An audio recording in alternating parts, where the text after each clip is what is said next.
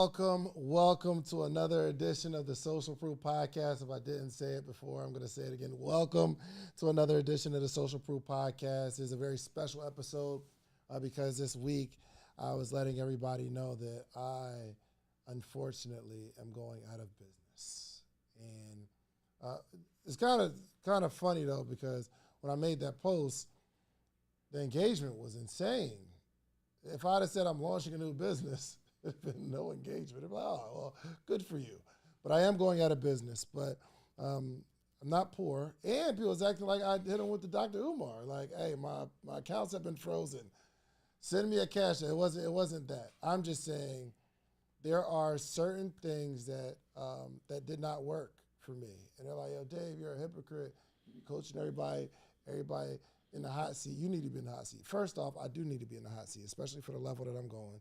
But I am going out of business for the businesses that cannot scale to $100 million in revenue, but also if I can't truly impact millions of people, those things are going out of business. I've been a t-shirt salesperson for years. So I got merch, and every now and again I'll print and sell merch, or I'll print a $30 book, and we're gonna be a vendor at the events, and I'm gonna set up a vendor table at the back of wherever I go speak at. I'm not doing that anymore. So I am going out of business of being a low ticket income lifestyle entrepreneur. I am looking to make a big splash, and all of my focus, all of my attention is focused on one thing: creating major impact. So I'd invite some friends on today who think a lot bigger than I do. And I think when I was working at the Cheesecake Factory, as big as I could see it was making six figures as an entrepreneur, and who knows what six figures is. But my goal is like to make $100,000 and be able to get into the club for free, because in the city I'm popping. Major goals for me. And as I was able to quit my job and start selling more t-shirts, both those things actually happened. But then I realized this $100,000 that I'm making as an entrepreneur isn't really $100,000, because I don't get to keep all of the money, and it cost me a lot to make the $100,000. And if I wanted to make $200,000, I literally have to do double the work I did for the first $100,000. And I did get into a lot of clubs for free, so that worked in the city, people recognizing my name. But then I started having conversations as of late with people who have a much bigger view on impact. I believe I have failed as an entrepreneur because I know I have bigger potential. I have a huge network. I have people that like me. I put in a whole bunch of work, and the numbers that I've been putting up are well below what I can perform. If someone has the ability to drop 50 points a night and they drop 25 every single night, I believe that's a failure. You failed. Now somebody might look at it and say, oh my gosh, you're dropping 25 a night. You're successful. Well, that's your view, but I know I can do more. We are going to a whole nother level, and for me to do that, I have to grow, and for me to grow, I have to get around people who are building things that that impact the world in lots and lots and lots of people at a time. I'm putting this out there. So I'm selling off all my t-shirts, and I'm selling off all my books. We're doing a sale in a week or so where everything's 70% off, and I got a bunch of stuff where I was thinking about little services that I can offer people. I'm selling all of that stuff because I am going in a bigger direction. I'm not doing events and making an offer.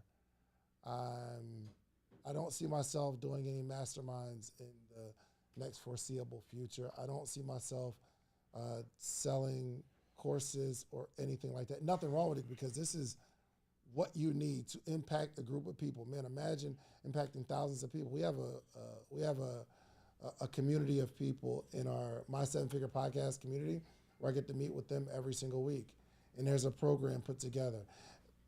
I'm doing that because it's leading to something bigger, but I want to invite my friends to the show, people who have impacted me in major ways, and I want to start with Mr. Isaac Hayes of Fan Base. What up, man? What's up? I use you as an example a lot. You do? Yeah. I've been using you as an example a lot. Let me tell you this example. Okay. When we talk about focus, you are an example of that. So when I wake up in the morning, I think of, all right, so I need to create content. Yeah. I'm creating content for other people. I'm teaching people podcasting. I'm teaching people entrepreneurship. I'm going to have a community of people, like a mastermind. I have this really good idea where actually for the last few months, I hired someone specifically to go get me speaking gigs because I want to be a speaker. But I know that when you wake up in the morning, there's one word on your mind, and that's fan base. Absolutely. 100%. Focus. You gotta have it. I think it keeps things simple for me. You know, I don't have a lot to think about. That's why I wear the same clothes. Every time you see me, I have the same clothes on. I have a T-shirt, pair of jeans, and some Air Max 90s or Hirachis on it. It makes life simpler. I shave my head bald. I don't have to get haircuts. I pretty much eat the same thing every day almost. So it just makes it keeps it right on task. And it makes what we're building together a lot more efficient and impactful. So for those that don't know, tell us about some of the accomplishments and where we're at in business for Fanbase. So Fanbase is now a little over 1.4 million users. We've hired 20 new people since February. We're in the middle of our fourth equity crowdfund raise, which is a $17 million raise, and we're almost at about $13 million raised. In total, I've raised about $23 million in 5 years for the company. And we have a lot of other, we're focused on retention. Retention is kind of like the only thing that matters in social when you really just take everything away. Is like when people come on your platform, what keeps them there and keeps them there for a long time, what their interests are. So that's been our focus for Q2 and Q3 and going into Q4. How many employees do you have total? Probably about 40. 40 employees. Yeah. That's impact. Goodness gracious. And 23 million raised. You know what I think of? And this is just incredible, and I appreciate this conversation because it's helping me with the thing I came to your office to talk to you about. Yep. When somebody was talking to me about the business, and I'm calculating, okay, how much is it going to cost to get a website or an app, and if I'm going to come on, some sort of marketing campaign, what my strategy is, and then I just go to my bank account and I'm like, all right, well, do I have enough money for this? Because I traditionally don't think involvement of other people until I got it, or right. I could just build it myself, right? So I'm changing the way I think because you have how many investors? 23,000. 23,000 investors. Yeah. It's incredible. Yeah. So it's reshaping how I think. I don't 100% understand it just yet, but I know as I'm watching some of these interviews of like tech founders and things of that nature. I was watching a Y Combinator YouTube channel, and they said if you're going to build a tech company, you need to have a CTO. That needs to be the first hire. You need to have someone there who understands that part. Yeah. And I'm reshaping my mind because, again, I come from a $25 T-shirt sale or a $97 a month membership, or you know what I mean? Like it's just you can't really solve a huge worldwide problem that way. So you are solving a problem, and I'm sure we're going to get into it. And then my brother who just dropped his new book, Take a Deep Breath and Remember Who You Are. I figured your new book would have a title like this. This man is raw and uncut, but he's going to do his very best to keep it clean today. One of the owners of y'all got a bunch of stuff going on, bro. The last one I spoke at was Togetherland. That was in Dallas, right? Yeah. One Music Fest, the largest music festival that I've ever seen in my life. Steve Canal, what's up, brother? I'm good, brother. Thanks for having me for this collective, mindset in the room. Absolutely. So introduce yourself, tell people about Steve Canal, co-founder of One Venture Group. Under One Venture Group, we have One Music Fest, we have Togetherland, we have She's Got Time, we have the Black Promoters Collective. We also have the agency side as well. But it sounds like those are all events, right? You do large-scale events. That's part of it. So we are a media and entertainment company, right? So within that, on the agency side, so everything we do for ourselves, we do for our clients. So we work with Procter & Gamble, we work with Foot Locker, we work with Major League Soccer, and plus other brands, Home Depot, Ducati.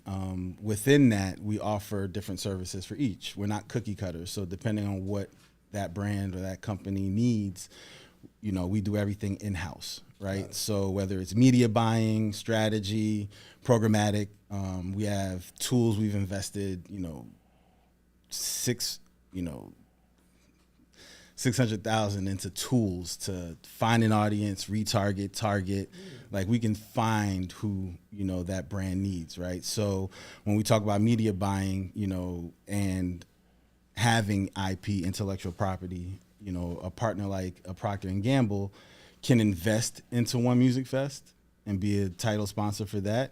And we also develop a 10-city tour that concept, strategy, fabrication, we do it all, right? So we build a tour and we actually negotiate with the schools and we take the tour across the country for them. So they reach their audience in two different ways. They can come into our world or we can build for them to reach an audience for them as well. That's strong. For One Music Fest, how many people typically come? 100,000 people that we have at One Music Fest at Piedmont Park.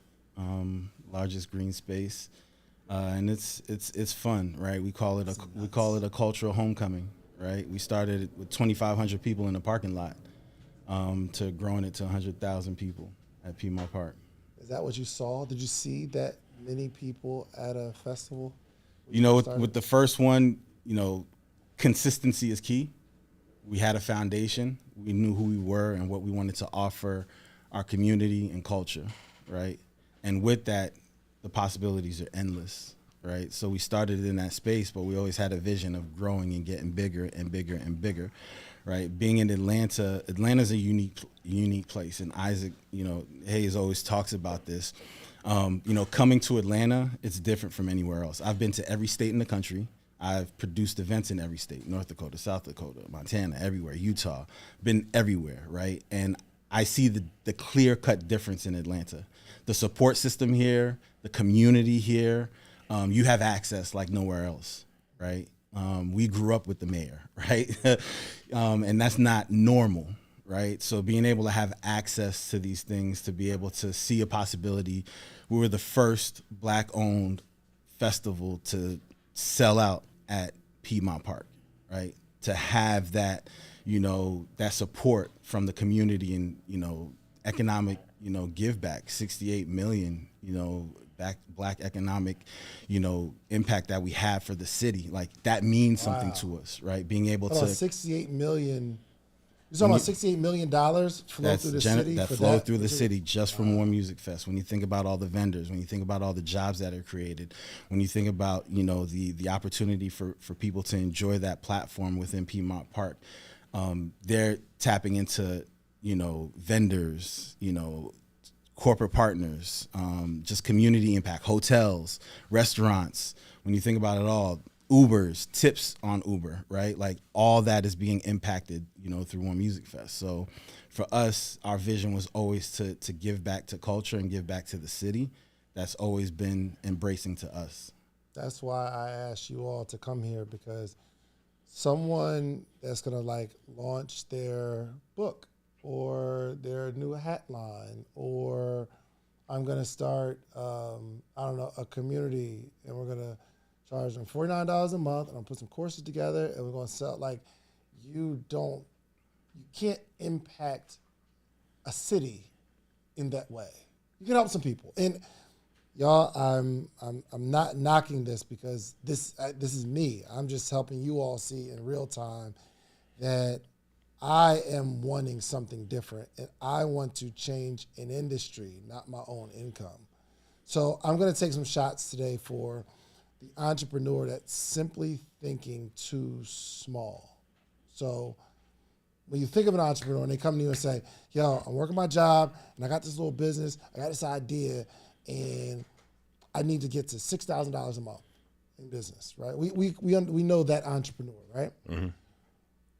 If you were their coach and you were their mentor, what are some of the first things you would say to them? Start with you, Ed. Well, what's the goal, though? I would say, if I was talking to them, what do you want? Like, what's the vision you have? Because the vision, make the vision big. If you're a visionary, then have a big vision. Yeah.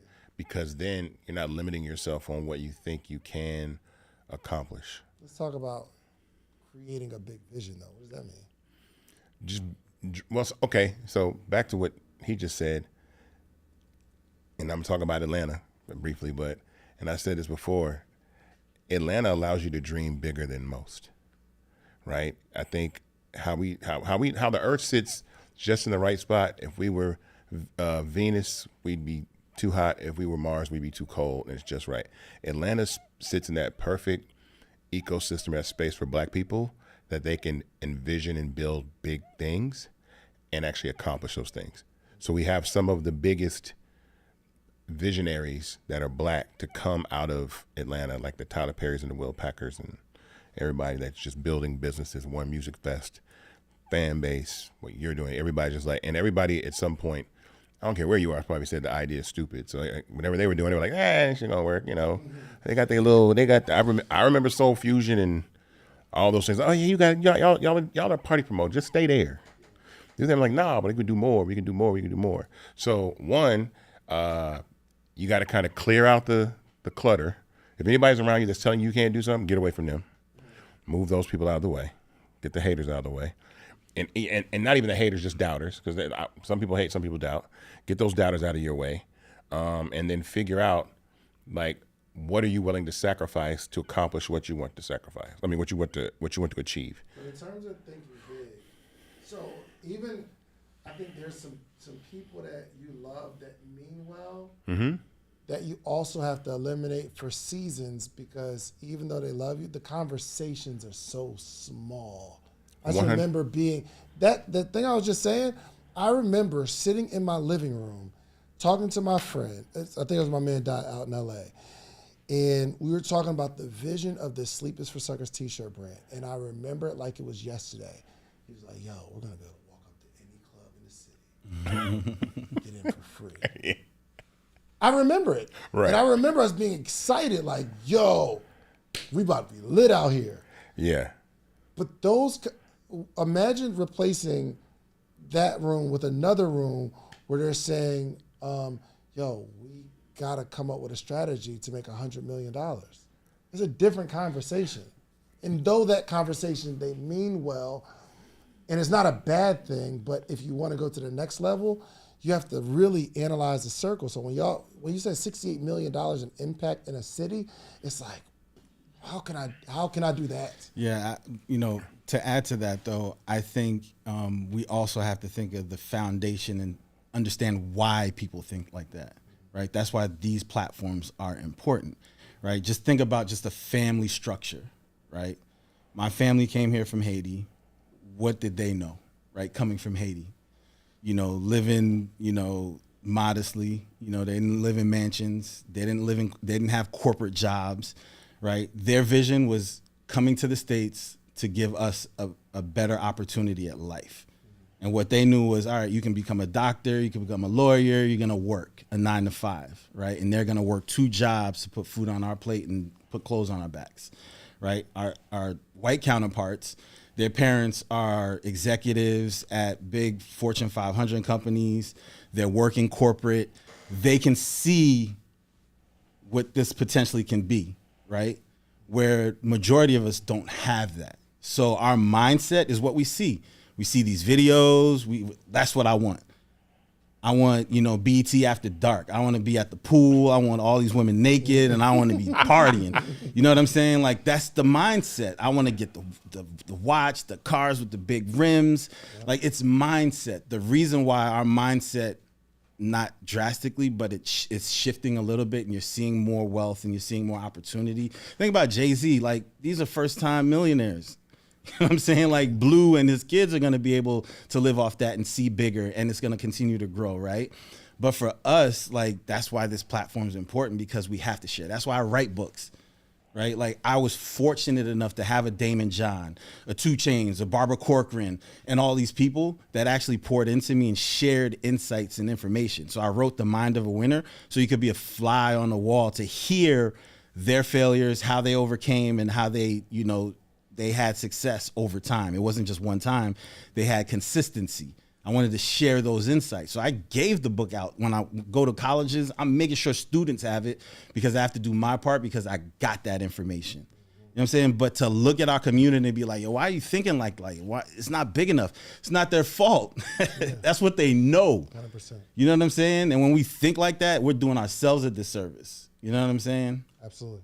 That's real. I mean, I think when people can't visualize past their own circumstances, it is that kind of lid in the jar with the flea, and you take the lid off and you can jump as high as you want. And so again, the examples that I had living in this city were not the stereotypical examples of what success is like. My father came from the music business, but he moved to a city where there were doctors and lawyers that had as much money as he did, if not more. You know what I'm saying? There were people in construction. Like, you sing, I build buildings. You know what I'm saying? You know what I'm saying? I'm a dentist. You sing, like, I get it. He plays basketball, right? But I own real estate. And so now it's like, okay, I can do that. Because, you know, stereotypically, black people are like, I'm going to get up the hood by rapping, singing, hooping, something like that. But now we have examples of, you know, you are a mega festival. Like, there's young black people right now. It's like, I'm going to make the one music festival. What we doing? I'm gonna do the Invest Fest for our generation. I'm gonna build the next fan base, or I'm gonna be like Tyler Perry or whatever. I'm gonna be like all these people that we've seen, you know, scale our businesses. One thing for me, when I think about big vision, though, I take 2 things that I'm very honest about. One, if I were white or another race, I would have not built fan base. So number one, because I know that the advantage that I have over all of the tech is the culture. And so we know what powers technology and social media is black culture, and then they can't make that. So that's one part. 2, I would not have built an app if I did not think that it could scale to hundreds of billions of dollars. And the reason we were talking earlier about Hundreds of billions, hundreds of billions. And the reason why I said that is because when we say we make it about money, all of this is very, very political for me. And what I mean by that is all of this started before fan base. There was, Atlanta might lose the election and not have a black mayor. Well, how do we get mayors in office? Well, they got a campaign and they got to raise money. Okay, cool. But all right, so how do you raise capital? Well, they're usually funded by particular people that fund them. So when Maynard, the cool thing about what Maynard Jackson did with the joint venture contracting system was when he set that system up, you know, the Mac Wilborns and the H.J. Russell companies, they weren't prepared to be able to take advantage of the legislation he put in place. So people like Shirley Franklin taught them, this is how you got to this is how you got to qualify for this. Mac, this is how you got to qualify for that. Then they put them on and made them millionaires. Now guess who's funding the political campaigns? Mac and Herman. So you have to build that infrastructure where you're able to fund candidates. Because I say, like, Elon bought a whole app so he could get Starlink contracts and Tesla contracts and win an election. He bought his agenda. That's what I mean by that. It's like, you know, you literally buy your agenda. We think it's voting. It is voting, but there's people that walk in rooms and cut checks and say, when you get elected, I need you to do this, this, this, and this on a high level. Not okay, taxes and all these other things. No, I need you to deregulate this so I don't have to pay this amount of tax. So I can keep another, you know, $10 billion a year for myself. And so with the black community, we are not building businesses that create enough wealth for us to buy our candidates. So for me, buy our candidates. No, but that's what I mean. I ain't trying to be funny, but that's literally what it is. I mean, elections, cost, and you have to be able to do that. And so, and the reason why I say that is in this city, I've just seen firsthand that when you can buy an agenda, you can change laws, you can create it so that Black people can have an opportunity to have economic equality in businesses that they don't. Meaning, if Atlanta had always had a white mayor, they don't have to give them a permit to have their festival. Like, no, take your festival to the South Side. Take that shit to South Fulton. Take that stuff out of Atlanta. You're not gonna have a festival here.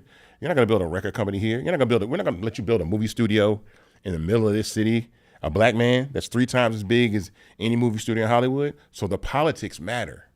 So for me, fan base has always been the ability to create wealth, and then not for myself, not individual success, which is why I use equity crowdfunding, because if I can make myself rich, but also make you rich and you rich, then we can all fund whatever candidates we want to fund. We could take this and like, yo, he could go to New Orleans, he could go wherever and say, okay, I'm gonna go down there and help this guy run for mayor. I'm gonna get the first black governor of Louisiana down here. And so that's how big we have to start thinking. Bro, if I'm being honest, I know your approach and I know you love your community. I'm thinking we're gonna compete with fan base. We're gonna build fan base to compete with these other platforms because there's not a platform built by us. But as you start explaining a political agenda, that expands my mind even more. Like, man, there's a bigger play here. We're seeing it right now in real time.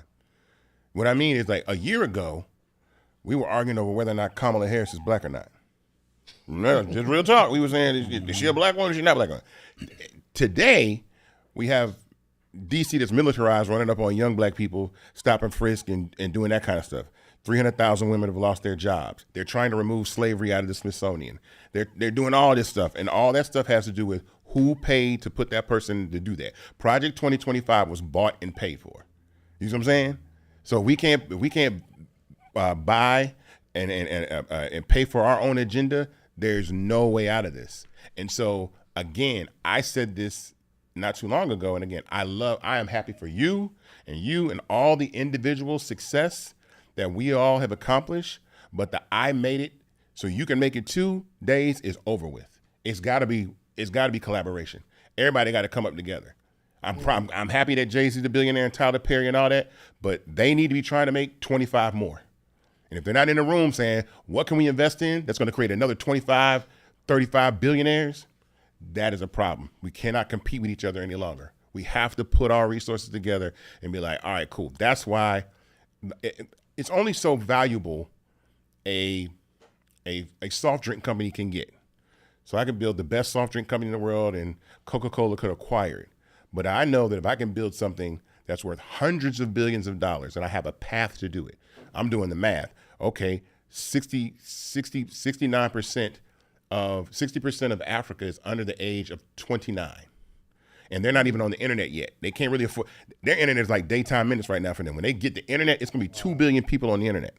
There's 2 billion people of color that are gonna be on the internet, plus African-American people. So the ability to control infrastructure and technology, when that happens, then boom, we got a chance to really scale it up. But my point is that if I know that ByteDance is a $300 billion company, ByteDance is a $400 billion company.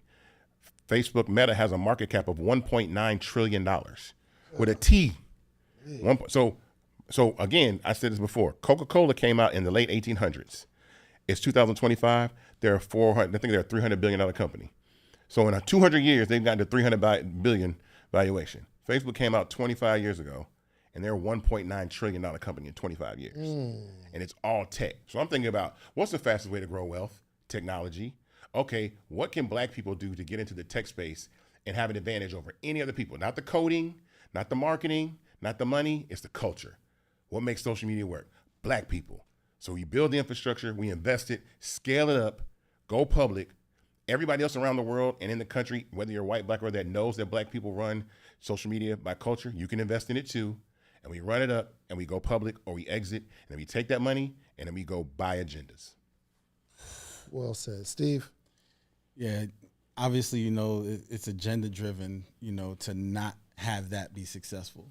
You know what I'm saying? And it's a mindset, right? Why wouldn't you just join the platform understanding the power of social media, right? Why wouldn't all people of color just join fan base just because? Just get an account, right? Just get an account, sign up, and understand how life works, understand how agendas work, and understand the power of technology and tools, especially when you own. You have to own, right, to be able to scale and get to what you're talking about, right, for that mindset.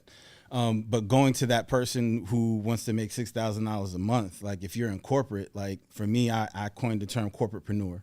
I was in corporate, but I went to corporate for a reason.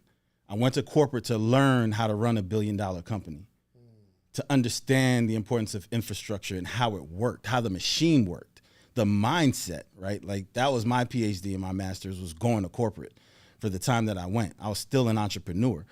And during that time, I used the machine, right, to raise my funds, right, my paycheck, to fund what I was doing, but also the mindset, the resources, and the relationships and understanding how that machine worked, I'm able to apply to what we do today. That's why we're able to have multiple IP. It's like being in corporate and having 6 different soda flavors or six different brands, right? You have your 6 different brands. I don't even want to mention their names, right? 6 different brands, but you have to know how that machine works. It's not a monolith. You can't market them all the same. They're all speaking to a different audience. They all have a different avatar.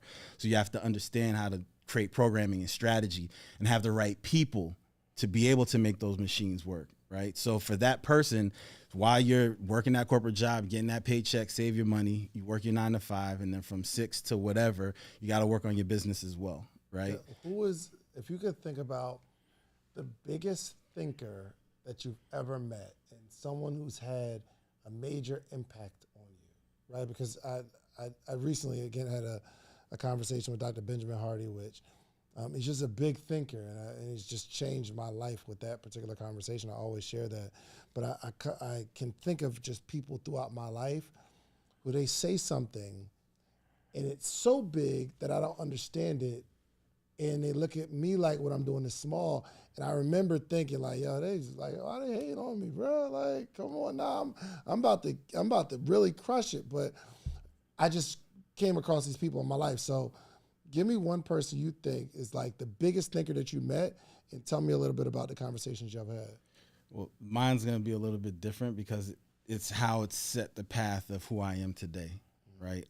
I'd be remiss if I didn't, one, just my mother and my father leaving everything that they've had in Haiti to come to the States. And some people may like, well, they left Haiti, but people don't understand the resources and the wealth that's in Haiti, first and foremost. But think about, you're leaving family, you're leaving everything you know to start something new, right? And put all of your energy, all of your thoughts, put fear aside to say, I'm going to do this because I know it's going to create an opportunity for the next generation, right? Which is myself, my sisters, my brother, right? To be able to have that mindset to know, like, fear, put it aside. It's going to be all right. We've gotten to this point right now, and we've been all right. We're going to be all right. It's okay to take chances, right? It's okay to fear, but still put that to the side to put an agenda and a plan and a strategy forward, right? So that set the course of who I am. That's in my DNA, right? So I'll never fear opportunity. I'll never fear collaboration. I'll never fear, developing and starting something new, because they left everything they knew for this, right? Especially in a time when it wasn't the best for that person, right? Coming into the States. And I can't lie, the next person is Damon John, right? Like, he and I went on tour for 4 years, created a tour called Tap the Future, where we're funding small businesses, putting resources into businesses. But it was the insights and the strategy that they got from all that for me, I further understood the importance of insights and data. Give me a conversation where you can remember where the light bulb just goes off and you're like, man. Damon told me that I was one of 2 black people that have ever cut him a check. When he told me that, I knew what I needed to do to get to where I needed to go. Explain it. Right? Understanding that, for us, it's not that sometimes that we don't want to, because there were other Steve Canals that were in corporate positions to cut him a check. Sometimes you aren't given the resources or the ability to. Sometimes you fear what that'll look like if you do, right? That's just the tone of us being in corporate, right? We have the smallest budgets, but are expected to 5-10x and outperform the NHL team, or the whatever team within corporate that has the budgets that are 5 times bigger than yours, right? So for me, I understood through that conversation, and we've talked about it, that one, like Isaac said, for me it's the year of collaboration. Can't do it by yourself, right? So I understood that I needed to work with as many people as possible to put that mindset together, to create strategies and plans and do it together and grow, because we are, as they always say, the old adage, we're stronger together, right? Sure. And being able to be that support system for him, put him on a path to create other relationships within that system. So it wasn't just on me. Other people saw the strength and the benefit of working with him, because I knew how to package those insights and the data to impact that. So I knew I had to work harder to put us in a position to storytell, right? And put our wins on display for people to understand. And it's not bragging, right? It's an opportunity to tell the story, to grow. I love it. Isaac, we're not just born with these ideas and these visions. Who are some like the mentors that you've had, like where you saw someone with a big vision and you were able to adopt that? Only one. Isaac Hayes. Really? Yeah. I mean, so, when you grow up the child of a famous person, they're just like your parent. So you understand that. Everybody's like, what's it like being the son of a famous? It's just like you get in trouble, you get, y'all go kick and have dinner. It's a family. What my mom did a really good job about is telling my father's story from the perspective of, your father used to pick cotton as a child. He used to work in a hog factory, right? He used to go to school with holes in his shoes, but they would put cardboard in the bottom of them so he could have something to walk on. He couldn't read, so he taught himself how to read and became salutatorian of his high school. He only knew how to play piano with 2 fingers and taught himself to play, and went on to win an Academy Award for creating music. Wow. So once you see that, there ain't no excuse. Mm-hmm. There's no but I and why and excuse to be made. It's literally like, okay, so you go from like I said, my father grew up without his father, and my grandmother. I never met her. She died when he was 2 years old. So his great grandmother raised him. His grandmother raised him. My great grandmother raised him. So he had this broken life, but he always was like, I want to do things. I want to take flutes and strings and combine them with organs and drum and bass and make this symphonic soul genre music that people laughed at him about. From Detroit to Memphis, they were like, nah, we up here, we do the pop string stuff with the Temptations and Supremes, and y'all got Otis Redding, y'all got the Staple Singers, y'all got Johnny Taylor. That's what y'all do. But he was like, we can do both. And once now just when you say it, it's like, oh, it's music. That's right? R&B now. There's at that time, it was like Bloods and Crips. It was literally like, I always joke, like there was no, like they 2-tracked. So my dad's breakout album was Hot Butter Soul, a song called Walk On By, huge, amazing orchestral arrangement. They had to take the 2-track of the song, put on 2-track, and go to Detroit and record the strings in Detroit. There weren't nobody in Memphis to play strings. Wow. So the strings for Hot Butter Soul were all done in Detroit.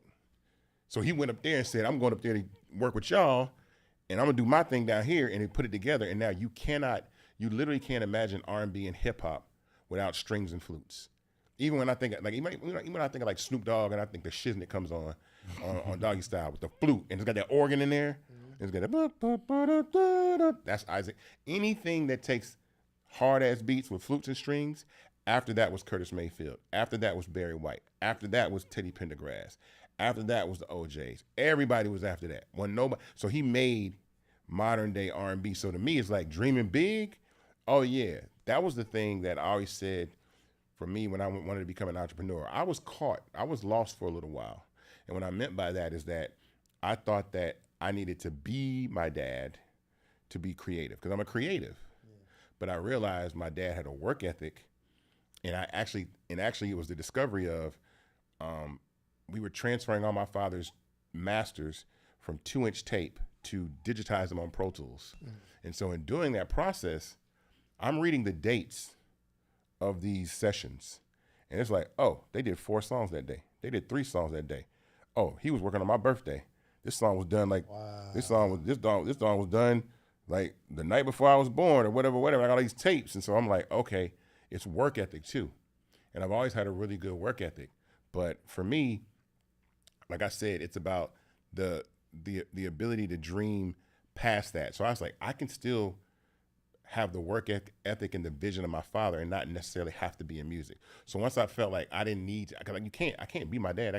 Only one person is going to win an Oscar for the first time. There's only one Isaac Hayes, right? So I could want to write and produce records, but I was like, all right, cool. But I want to do something more. I have a bigger vision. And I think the combination of his work ethic and then growing up in this city and just knowing the legacy of civil rights and Martin Luther King and Maynard Jackson and all the mayors and seeing what kind of lives black people live, I was like, okay, this has to be protected. This has to be amplified. This has to be expanded. This has to be, just marketed and promoted and done in a way that we can spread it across. So that's really the only, my parents is the same way. Like, that's it. Is what my dad went through and what my mother told me. Like, you ain't, don't ever think that you don't have to work hard. And that's always just been how I was.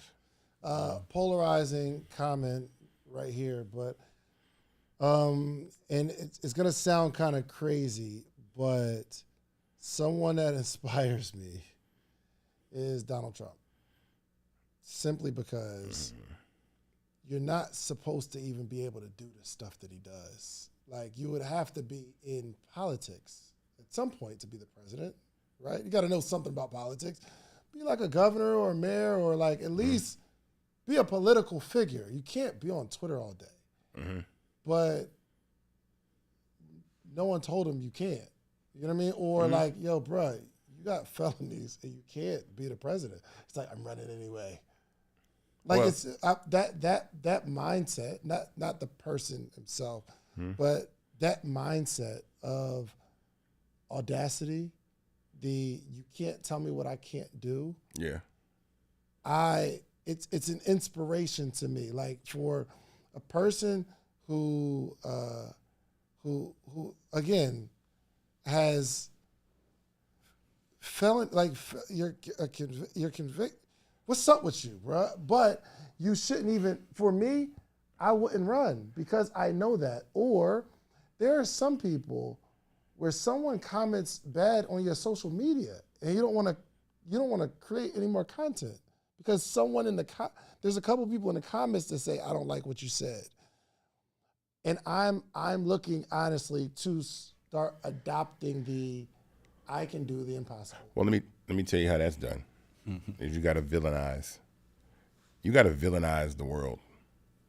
And I remember the White House Correspondents' Dinner with Obama, and he was cracking jokes at Trump. That made Donald Trump. When everybody was laughing at him in that room, that day he was like, you need that. You need a villain origin story. You need the Michael Jordan, like, I took that personally, and I'm going to show you. You need if you ever seen Genius, the Kanye West documentary, that first episode is Kanye's villain origin story. Everybody was crapping on him. You need that, like, yeah. Because again, they're all Geminis too. I'm a Gemini. Trump is a Gemini. Kanye's a Gemini. Like, Kendrick's a Gemini. You want petty? You want I'm going to show you type of energy? All right, play them games with a Gemini and see how hard we go. But not everybody takes it that way. Some people take that type of slander and shrink. That's what I'm saying. It's a different type of person. But you got to villainize it. But I'm saying this to the person who can relate. Like, if there are too many people that say no, or too many people say what you're doing is crazy, it shrinks us. Villainize it, though. But also, what is giving him that confidence? It's not just him, right? Like, depending on how far you want to go, like, you have to have some type of level of support that's going to give you that type of confidence that no matter what anybody says, no matter what they do, I know where I'm going because I know how this system works, right? If you're getting endless donations and you're getting endless, folks who are moving those chess pieces, you're playing at a different game. You know what I'm saying? It's like going into a match and you know what the result's going to be because, because of certain data or information that you have. Certain things, you're going into a situation, you know the outcome already. You know what's about to happen. Yeah, you need votes, you need this, you need that. But if you know how the system works and you know what levers you need to move and you have that support, it's a different level of confidence. It didn't matter what people said. You know what I'm saying? Like, he had the backing because some people wanted the system to change. Yeah. I think everything you just said is a part of my point, because there are some things that have to happen and have to take place. How do you get in an environment where you, one, learn what levers to pull, or you put yourself in an environment where you can have some people help you predict the outcome? So I go to Isaac's office the other day, and I'm telling about this idea and this vision, and that was one of the licenses that I got to say, oh, cool, because he was like, yo, if you had that out right now, I'd use it right now. 100%. And he started telling me how the game is played. We started we had conversations in the past in crowdfunding and raising, and I'm starting to develop the formula on how to go into the game and understand how it's rigged or understand how to play it. But we're going in blind. We don't know. We just, I'm gonna just start something. Cool idea. Put on some hats. Yeah, it's a tricky. Well, I was gonna say, for me, what I did, and I think all of us have a skill set and an experience that can be used to further ourselves in another industry. That's like transferable skills. Mm-hmm. So I literally took, like I always say, music and tech is no different. Actually, music is harder than tech.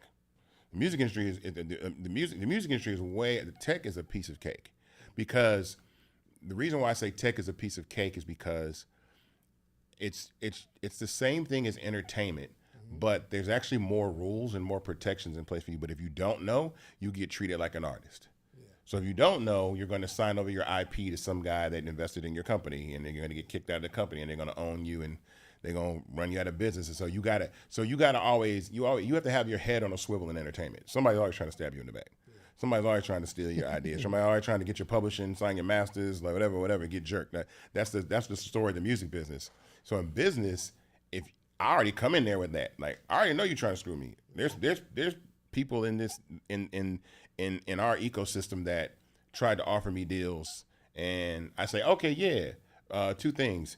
I'll never work for anybody. No one ever will be my boss, and don't ask for no crazy percentage of equity of what you're trying to do, and they disappear because they know I can't get him, but I can get that. I can get the guy at Georgia Tech or the Young Tech who says, I want to build my product. Okay, cool. I need money though. Okay, cool. Here's the money. Sign here. Cool. Oh yeah, there's two people on the board. Oh yeah, you just wait. Oh yeah, but I believe in my vision. You guys love it like I love it. No, we really just want to scale this thing up to about $5 million and get our initial $1 million and just quadruple it and then sell it and then tell you to go on and build something else. Yeah, there are a lot of smart people in the world. Yeah. There are a lot of ideas, amazing ideas that are out there. There's only two things that can make it successful: people or money, right? And the side that has the money is going to bet on people not supporting you for you to have to make a deal with them. Right. Say that one more time. That was actually just the gym. I know what he means. That's actually just the gym. Okay, share that. Explain. So there's two ways for you to attain that success, right? It's money or people, right? And the people with the money are going to bet on the people not supporting whatever you're building for them to wait for you to come begging for that check or to make that deal for them to be a part of what you're building. Right. So the reason why I say people need to sign up for Fanbase just to sign up is because, Isaac has a line he's drawn in the sand. Right. I'm not going in this direction, and I'm not going to do that. For it to be successful, you need people when you make that decision. Yeah. You know what I'm saying? And that's why it's so important for storytelling, right? For people to understand. And if the people aren't connecting and getting it, then there needs to be another level of a collection of people that have the power within those systems and machines to support that line in the sand. Can I add to what he said, though? What he says is a gem, because when equity crowdfunding came on the scene, all the VCs were like, oh, people are too unsophisticated to know what they're going to invest in. Don't trust it. It's not, it's not sophisticated. We would, if you take money from equity crowdfunding, then we won't invest in your company. The reason why they did that is because the people power equity crowdfunding, not the VCs. So he's right. So the reason is like when I go raise $22 million from people, I can walk in the room with a VC and they'll be like, yeah, you can't give me $500,000 for 25% of my company. Right. No, because I got the people behind me. You can't do that. And so that's why they hate it, because now I'm giving the people the opportunity to make the wealth that they've been making for 83 years and bypassing them. Again, I'm not trying to invest in a soda company. I'm trying to build something that gets as big as Google or Microsoft. And like, oh, and you're going to let black people own that? So you're going to build a company, a tech company, and let thousands and thousands of black people own that and scale that up, and then all y'all exit like we've been doing for hundreds of years, and then putting our kids through college and then take that money and then go invest in other startups and more startups. Because again, it's like, the guys that put $5,000 in Uber turned it into $24 million in 9 years. What? Name me another business that you can do that in. Yeah. You can't. Think about the path that he's taken, right? And you have another business, and you're about to do a raise. It's the poorest your business will be at that point, right? When you get an investment at that point, you really want that money, right? So for 5 million, 10 million, 20 million, if you have a vision that your business is worth 200 million, 300 million, 400 million, and you're giving up 35%, 40% for that 5 million, that 10 million, that 20 million, right? Like, you have to understand like what that means when you get to 200 million, 400 million, 500 million, right? You have to think that way, because you're giving up a lot of your business for the earliest part of your business. You know what I'm saying? So strategically, you have to make a decision of what it's worth. Am I, take the path that Isaac has, or the investment that I am taking in, right? I believe in their ability to grow my business to that point, right? They're offering something, whether it's relationships, technology, strategy, something that's going to help me get to that point. Then it's well worth it. You know what I'm saying? But if that person's just cutting me a check and they just want me to do all the work to get to that, they're expecting that 5 million to be 10 million, 20 million, 30 million, right? So you shows, I guess, the level of belief, or somehow how big you even see it. 100%. Starting out. So right? starting out from the beginning. You saw it, man, it's going to be a great company. I'm going to exit for 5 million. And somebody offers you 5 when you really got $100 million, $500 million idea. That 5 is the ceiling anyway. You're like, yo, I did it. But I think I really like what you said, where you're like, how can not only I exit, but how can I get thousands of people to have an exit where there's some growth? You know what I mean? Like we're we have to scale. Community. We have to scale businesses to hundreds of billions of dollars. How do we do that? Because I got one and I need to know. Okay, so I have this weird brain. I have this sequential thought process, and I have these metaphors that I repeat to myself all the time. And one of them is, I live my life how I eat my crab legs. And people don't understand what that means. So if I ask people, like, anybody eat crab legs, do you eat crab legs? Absolutely. How do you eat crab legs? Crack the crab legs, take the meat out. Okay, cool. I don't do that. You're not one of those people that eat the whole crab leg, right? Because I see it on TikTok. I crack all the crab legs, and then I eat. I want to do all the work, and then I want to feast. I hate cracking a crab leg and eating it. It gets cold. Don't say it with that tone, because that's how I eat my crab. Let me crack it. Cracking the crab. I just want to crack all the crab legs, throw that bad boy in the microwave for about 25 seconds, dump some butter on it, and just feast. I don't like work, reward. And so the sacrifice that it takes to build something, you sacrifice friendships, dating, like I said, all the things that I did, even as a young person.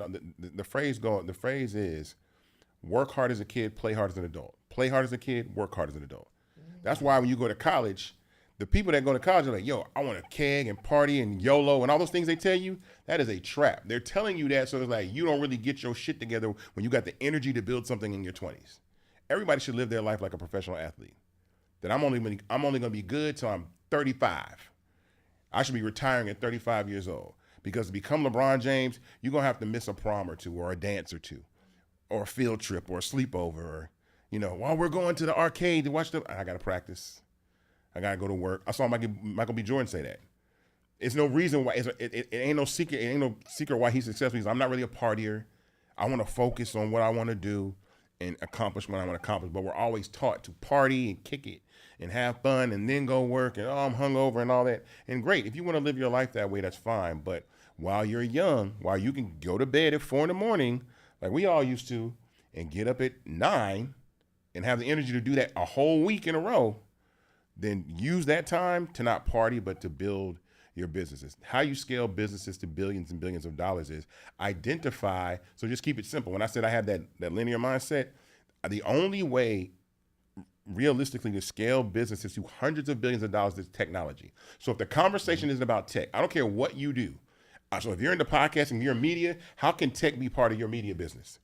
So, okay, we got media, but how can tech be a part of it? Because my tech business, my media business combined with tech, I can get it to $1 billion. Whatever you're building, it can be podcasting, but how can tech be part of podcasting and build it to billions of dollars? How can social media be part of technology, or black culture be part of technology and scale it to billions of dollars? So the answer is tech. So if it ain't tech, I ain't talking about it. I don't want to talk about it. Again, that's why I say when we have these conversations about I make it and you can make it too, bro, if it ain't about tech, I don't want to talk about it. And he's absolutely right. And that's exactly what I was about to say before he said it, right? Just think about who those hundreds of billions and trillions of dollars of those businesses, what are they made of, or the makeup of them, right? You have some that are products, you know what I'm saying? But you need technology. You have to build. And why are you building technology? It's access to people. How do you reach people at the fastest way? How do you develop a tool that's going to keep them engaged to interact on that technology that you own, right? Whatever it is that's moving that tech, that's what's going to get you to that number. That's the only way. And he just said it. That's the only way you're going to get to that is technology. So when we say media and entertainment, it's because behind that, when I said I invested in that X amount of dollars in tools, the technology, it's why a Fortune 50 brand sees value in what we do, because it's not only can you get to that 100,000 person event, we can reach millions upon millions as well outside of that event, right? And we can get you closer to that audience. That specific person you're looking for that you need to speak to, we know where they are, what they read, what Kool-Aid they like, you know what I'm saying? What time they like to eat dinner, how many kids they have. Like, that is the key. The reason why for us it's taking a little bit longer as a culture to get there collectively is because it's so hard for us every day. Like, you're not thinking about the data, the insights. How can I not only have the data? Because I get so many people every day like, yo, I got this party or I got this event, I need sponsorship. I'm like, bro, if you were really doing the work, you know what brands want to sponsor you because you've done the insights and research to know who their target audience is. You know what I'm saying? That data, that insight, and the makeup of your demo. Who is your audience? All right, you got 10,000 people who attend. Who are they? Yeah.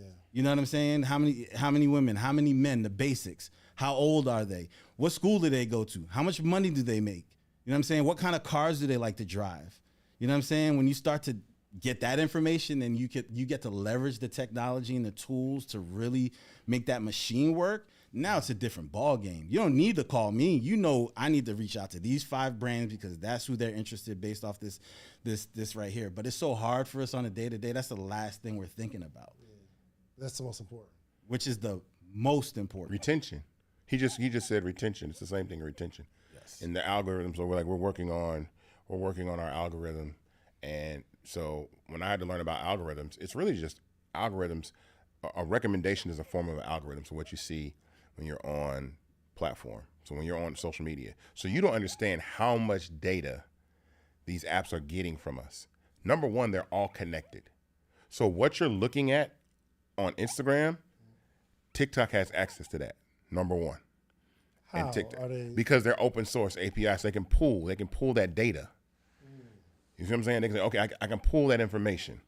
When algorithm like ingestion engines take you're scrolling on a video and you stop. You stop on the video and they say, okay, you're watching a video of a person playing basketball in San Francisco wearing Jordans with a hot dog in the background on a Saturday night at 2 p.m. with a t-shirt on that says this. And they take all of that in, every single thing, what the words are on the screen, what the music is, and they take all that and they just keep feeding and feeding and feeding and feeding. And now they're trying to get a profile and say, okay, cool. So in the last 50 videos, he done stopped for 2.5 seconds on the videos that have basketball shoes in them. Okay, but what basketball shoes in them? Well, wait a minute. Okay, there's some Reeboks in here, there's some Adidas in here, there's some Nikes in here, but not Nikes, no, they're Jordans, but not just Jordans, they're Jordan 1s. Oh, okay. So, all right, let's send them some more content about Jordan 1s. So, all right, there we go. Now we got you. So now you wind up with algorithms. Algorithms know you better than you know yourself. They tell the innermost desires that you have. Like if you look at my content on any of my platforms, I like comic books, pet videos, really attractive women, and that's it. And music culture content. But that's kind of it. Because it's just the things that's why I talk about Shazam as such a genius. When I talk about Shazam, so anybody knows what Shazam is when you listen to the music, right? That's why Shazam is such a genius tool, because would you ever Shazam a song you hate? No. Exactly. Right. So it's like, boom. So it's like every time you Shazam a record, it's already something that you like. Yep. That's instantaneous. It's like, okay, cool. And social's telling you already. Yeah. For you page. Yeah. Right. It's yours. So you may have seen Keith Lee. Mm-hmm. You spent time with Keith Lee. Next time it's going to be 10 different versions of Keith Lee that you're watching. Yeah. You know what I'm saying? And then whatever you're spending that time, it's going to feed you specifically that. That's why I say social media isn't social media anymore. It's not us talking and engaging with each other. You're basically watching channels. It's not a toy. It's a tool. Exactly. It's no longer. It was a toy in 2010. It was a toy when Facebook and MySpace. It was a toy. We all having fun. It's a tool now. It's literally a machine to learn as much as you can about a human being and get things from it in the process. We all still. Our problem is we still having fun on it. We still making the challenges, but that in itself is a skill that no one else has anyway. So it's like when somebody says nothing beats the Jet 2 holiday, right? And then we start making all those videos. Like, think about how many times you've heard that. They can't pay for that type of advertisement. And black people are giving them that advertisement for free. They done made the New Orleans Bounce version of it. Nothing beats the Jet 2 holiday. like, yo. So my point is like, go look at their website traffic. Go look at Google Trends. Go search Jet 2 holiday and see how in June it just shot up like a rocket. Because we want to be the cool. We innovate, and then the collateral of our innovation is trillions of dollars of ideas and value that we give to brands. And then, but okay, how do we capture that? So my point is, stop what you're doing, take your hand off the turntable in the mixer. Let's go figure out how to build turntables and mixers. Because when you do this fly thing over here, Techniques and Pioneer and Sony and all, they're gonna make all the money.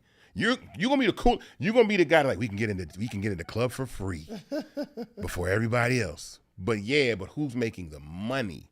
Who's owning the infrastructure of your innovation? So great, it's cool. I'm the coolest guy on the block. I can DJ, all the girls like me. Yeah, but Techniques and Pioneer, stop. Let's figure out how to build that. And I was just saying, look, man, stop with this social media stuff. Let's own it. Let's own the infrastructure. There's no Twitter without Black Twitter. There's no TikTok without Black people making dances. There's no Instagram without these platforms. Literally cannot function. They would suffocate and die. Oh my God. So if you know you have that type of power over an organization, then why not say, oh, I'm going to just build something that I own and suffocate these guys, but I'm not going to just use it to have fun. We have fun, but I want to own it. It's just the mindset of how we are when we grow up, just culturally. We're raised to be worker bees, right? So you're working. You get on social, you be creative. You love the people who are being creative naturally. And that's where it stops, because in a couple hours, you got to go to bed. You got to feed your kids. You got to take them to school. You got to go to work again. You're going to repeat. We're on repeat, right? It's only a few when you look at the whole body that actually create, right? So there's a duty there for us to continue to do that. But to the point of creation is creating opportunities for people to come on board. And it is with the youth, giving them those opportunities. We do so many internships and hires. that we're in a position to allow people to produce or be in the background and see a production for that large scale, right? Or events with people that they see on TV and understand what the possibilities are. Like, we have to give the youth that opportunity. So we have to create and bring those interns in and create those jobs, because we're at the helm right now, right, of that creation, right? So when Isaac says he has 40 employees, like, there's still other people that he's hiring, 1099s, and, you know, folks that he's bringing in that get to see the machine work. You know what I'm saying? That's very, very important, because that's not the norm. You don't just wake up and get a job to be able to work at Twitter or Instagram or whatever, right? Like, you have access right now, right? Because he took the time to build, right? That's why it's important for us to take advantage of these opportunities, because we can blast it out all day, but it's going on deaf ears because people got bills to pay. They got kids to feed. They got to go to work, and they hear it in one ear and out the other. So the ones that we can grasp, that next person is going to create 10 jobs, and that person is going to create 20 jobs, right? Like, we have to keep that machine oiled and moving. Well said, man. Do you work on weekends? Huh? Do you work on weekends? Not on Saturday because I'm in church, but Sunday. What about you? It depends what the kids are doing. See, y'all got kids and stuff. See, yeah, it's different. I was just having a conversation yesterday, and there was something that I wanted to do on Saturday, and I'm not gonna go into the details of it. But the person was like, "Yeah, but it's the weekend, like work-life balance and all that." And I was like, "Bro, if you want to be a billionaire, ain't no work-life balance. You know what I'm saying? It's sacrifice." And then you do it. And again, the work-life balance that you have to have is taking care of yourself. So I try to go to bed. I don't drink liquor.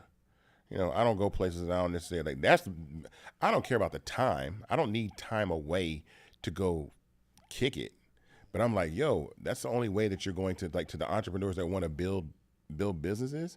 Because I tell people all the time, like, even people that work for the company, I'm like, yo, and I've heard some people say this, like, even in the company, even in my own company, I heard people say, well, Isaac, everybody's not going to see it like that. But I was like, yeah, but the people that work here have stock options.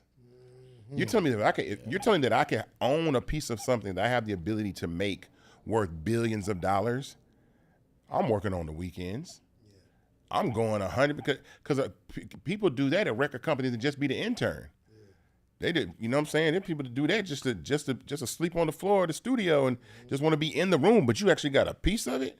Because I said those are the people that you see, like, oh yeah, they worked at Oracle, you know what I'm saying? Or they, you know, all them rich people in Austin, all them 20-some-year-olds, they got because they worked on. Now they're like, okay, I'm 35 years old, 45 years old, I'm retired. I got $15 million in the bank. I can eat crab legs every day if I want to. You see what I'm saying? It's like, that's how you got to be thinking about it, but you really got to focus. But again, there's so many things that confuse and distract us thrown at us every day. You got to filter out all the BS. Yeah, and I think with that, you know, for those who do have the stock options that might not fully grasp and understand what that potential means, because maybe they're first generation of getting that, right? And where other folks, their parents might have gotten stocks and they understand, like, oh, they cashed out when they retired, or they got this and it was sold, right? Their mindset is different, right? So they work because they know what the potential is for that, right? So again, that storytelling is sharing that information. Like, you saying that right now, maybe somebody who works for you, you just sparked their mind, like, oh, like, I didn't even think of it that way. Yeah. You know what I'm saying? Y'all gave me some things today in terms of, like, the information about the data and insights and analytics. Bro, I wasn't getting all that. I was trying to sell the $25. Give me the money. Like, if we get $25 a year product, and then at the end of the day, I count my money, and I wake up and go do it again. And that's kind of more of a limited thinking if I'm not having this conversation. Or when I went to the office the other day, Isaac pulls up this list of all the billionaires, and he's going through the list. He said they built their billion tech. Okay, retail. Okay, tech. And he's pointing out the fact that all of these billionaires built their wealth through some sort of tech. So I'm like, oh, I could put two and two together. I can count. I can do the math.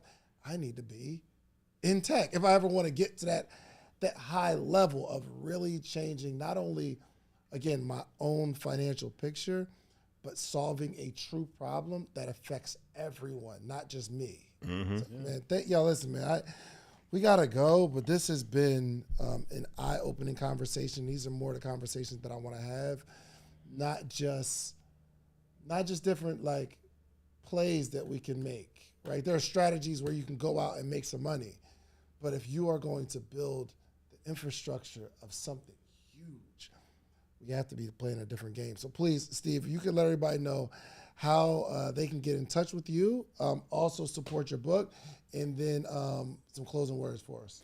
Absolutely. All social platforms, fan base, and all Steve Canal, at Steve Canal, Canal. Shoot me a DM, hit me up. And for my book, you can get both my books on stevecanal.com. Definitely, sign it and send it off to you. The biggest thing for me is, your mindset has to be in the game, right? You have to think bigger, but you can't do it alone. The world can't support, the world can't help if the world doesn't know what you're trying to do. The days of just keeping it in your back pocket isn't the best, right? We have trademarks, copyrights, we have all those things, NDAs you could put in place to have those conversations, but leverage this. If you're starting a business, if you have a business, right? Start with your network. Hey, hey team, just started this cupcake business, would love your support. This is how you can purchase the cupcakes. This is our location. Send a text message out. If you have 3 people in your phone book, if 2,500 of them have that mindset for support and the other 5,000 is more executive and you don't want to go there, send them that text message. If 100 of those people decide to purchase your cupcakes, you're on the move. You know what I'm saying? So you have to leverage your immediate network. Stop thinking in the mindset like, I don't want to bother these people. If they say no, they say no. What's worse, you going out of business and not having anything, or having some people say no and 100 people say yes, and now you moving, right? Leverage your network. You cannot do it by yourself. It's 99.9% impossible to do it by yourself. There are those who hit the lottery, might do something, and they get that chance, but you got to leverage people. Well said, man. I appreciate you dropping by, my brother. Isaac, close us out, man. How they can invest, how they can work with you, or how they can invest, and how they can support, and also give us some words of wisdom. Well, I'm at Isaac Hayes 3 on Fanbase and all of the socials, but Fanbase, thank you for that as well, making Fanbase first. True. I too am an investor. Yeah. In Same Fanbase. Same here. I did the interview with Isaac. In the interview, y'all gotta go watch that first interview I did with Isaac Hayes. It was so compelling. I invested that. I'm talking about what I'm like, yo, bro. Let me just do it right now, and I invested. It wasn't no ploy. It wasn't planned. It was just the storytelling. It made me feel something, a sense of responsibility, and I said, "Yep, I will invest." Yep. So yeah, I'm sorry. If you want to be like David, and Steve, that's right. You can go to startengine.com/fanbase to invest. The minimum is $399. The irony in what I said is we have 23,000 investors, and I've raised $23 million. That really the average investment size is about $1,000. So 1,000 people, if 4,100 people invested $1,000, the raise would close today. I always say that, and I know everybody ain't got $1,000, but I know people be spending some money on a lot of crazy stuff. Words of encouragement, persistence. Like nothing beats persistence. That's another thing about me. It's like somebody can have more money than you, be more talented than you, be smarter than you, but nothing beats just like not stopping. You will not fail if you don't stop. Like Fanbase is already a success. Is going to continue to be a success because I'm not stopping. Like you only fail at what you give up on. And so when you're starting your business, you got to kind of put that in mind because you're going to want to quit. You're going to feel like, maybe you're going to have self-doubt. You're going to have all those things, but you kind of got to center yourself with God, like really center yourself in your faith and say, all right, I know I have these voices. Am I really supposed to be doing this? Should I be doing this? It'll be a purpose-driven mission. It'll consume your life, but it'll give you calm. It'll give you focus. It'll be more peace than you've ever found because you're not thinking about other things. everything seems insignificant. This person honking at me, I'm not about to yell at you. I'm not about to have this toxic relationship where I argue with somebody all day long. I am focused. I'm not going to deal with the family members that want to go back and forth in the group chat over Thanksgiving dinner. I don't have time for none of that. I got to focus, right? And so when you want to scale your businesses, I think for me, that's what I tell people: persistence, hard work, and then again, I said villainize, and I really mean that. And what I mean by villainize is like, and one of the things about the person that you admire, Donald Trump. I didn't say I admire him. Well, okay, I said inspired by a certain aspect of this. One of the people that one of you just said that inspired you is Trump. It's something that I felt was really compelling about him is that he turned politics into competition. He literally turned into competition. It was always competition. No. Politicians used to get up on stage and say, I'm here for better health care. I'm here for taxes. I'm here to do this. We need to have more jobs. And Trump got up and said, I want to beat them. I don't care about nothing else. I don't care what the policies are. I don't care what it is. It's us versus them. It's literally the Super Bowl of voting. And so to get people to move in that fashion, you have to do one of two things. You either have to make them mad enough or scared enough. I say that all the time. Don't nothing change in your life until you either mad enough or scared enough. Because you could be, I say, you think you got a million problems until you got a health problem, and then you only got one problem. Facts. You know what I'm saying? So it's like, all this stuff I'm worried about, shoot, if I don't get my cholesterol down, none of this matters. Basketball practice, this over here, what I want to do next year with my business, none of that matters. So that anxiety is good. That fear or that anger, like, yo, you got to be like, when people lose weight, they either be like, you finna die, or they hate the person they see in the mirror. That changes everything. That's it. Or they hate that they ex got with somebody thinner. Is that, it's a driving motivator. But that's what I'm saying. Driving. You gotta have that. You gotta have word? that. You gotta have that. Exactly. Word. Why you see Lil Jon doing? Somebody did something to Lil Jon. Somebody. John. I'm telling you, John either got. I'm saying John. They either say, "Hey, look." John said, "Look, I'm tired of people calling me skinny," or the doctor said, "Too much Patron." Get behind it, and that's why John look like Superman right now. That's the point, though. I'm telling you, if you ask him, that's what. It's only one or two reasons. It's not the inspiration. And I'm doing it for the. Nah, bro. You got to be mad enough or afraid enough. That's true change. It fires those. It fires that fight or flight. That Batman jumping out of the pit in the Dark Knight without the rope. Every time he jump with a rope, he busts his ass. Shans, I got a question for you. You coming back to Ole Miss this year? Yeah, like, listen. Like, Ludacris 25-year anniversary. Future, the Dungeon Family. The new Last Future. time Dungeon Family came and performed in Atlanta, we had Goody Mob, Outkast. Last time you ever seen them. It's the first time that Dungeon Family ever performed all together. What's the dates? October 25th and 26th. We got Kalani, Mary J. Blige, The Roots, bro, Doechii. Like, if I don't see you there two-stepping with the wife, we are going to have a problem. October 25th and 26th. So I say the 26th because the 25th, you got. Can I set up like a stage and do Hot Seat Live for entrepreneurs? Let's talk about it. People love. We did it at Togetherland, right? It was lit. There's a couple people seated there, and then I think as it kept going, I kept seeing people like look at this, like they hear it in the speakers, they're like, what? And it was like so disrespectful almost. Like people kept saying that, and it was full by the time I got on stage. So yeah, let's figure it out. I want that to get. I want One Music Fest to get even bigger. Yeah, for Because sure. I was talking about. I was like, yo, I was having a conversation about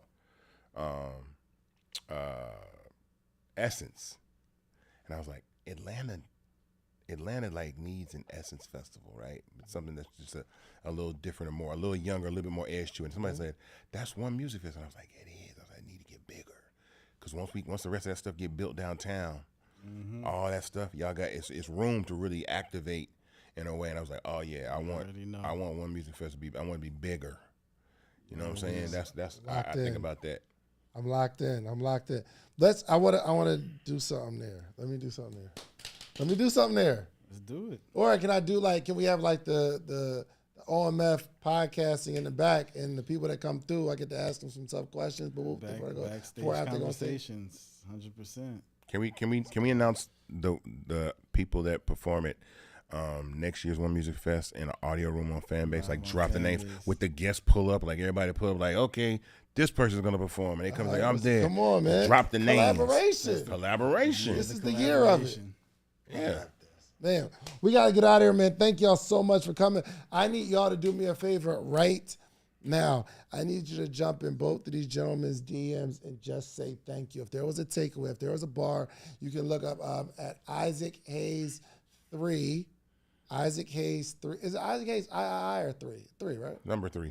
Isaac Hayes number 3, and at Steve Canal, SteveCanal, right? Facts. Spell that correctly. I went a little fast. Make sure y'all just jump in the DMs, just say thank you, just be appreciative. I want them to know that you got some information, you got some game, and you are just throwing something black. Just give some flowers these days, man. So thank you so much, man. Make sure you join Fanbase. Make sure I see y'all at One Music Fest, and then do yourself a favor. Go get you some social proof, meaning go build something and build it really, really big. I need that vision to grow where you impact an entire culture, not just the community in your neighborhood. Build something really, really big, but come back to your community and teach them how you did it. It's the only way our community grows. We are out of here. Peace. All right. I got work to do. Dang, this is so inspirational. That's what you need. That's how you want to leave it, man. I got. Yeah. Man, this is good, bro. I'm so charged up.